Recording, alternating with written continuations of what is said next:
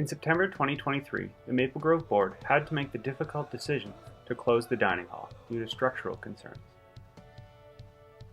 Inspection beneath showed that nearly half the floor joists were rotten, and the east wall was also in poor repair. Since then, work has begun to rehabilitate the building so it can once again be used for ministry during the 2024 camping season. But we need your help to fundraise for this project. A budget of $50,000 has been set for the repair work, with the majority of the work to be completed by volunteers starting the weekend of April 6th. Please help us make Maple Grove Dining Hall a vibrant place for intergenerational ministry once again, and for decades to come.